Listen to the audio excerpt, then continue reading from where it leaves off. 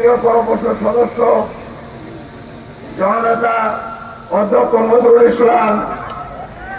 সাবেক এমপি সংগ্রামী জননেতা অধ্যাপক লতিফুর রহমান সহ মঞ্চ উপবিষ্ট অতিথিবৃন্দ, নেতৃবৃন্দ, সম্মানিত ভাইরা আমার, আজকের প্রোগ্রাম উপস্থিত সুধী মন্ডলী, সংগ্রামী জনতা, সাংবাদিক ভাইরা এবং সরকারি দায়িত্ব পালন করছেন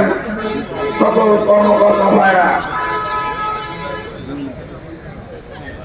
আমি আজকে আপনাদের সামনে ছোট্ট ছোট্ট দু চারটি কথা বলতে চাই। বাংলাদেশ জামায়াত ইসলামী এই দেশে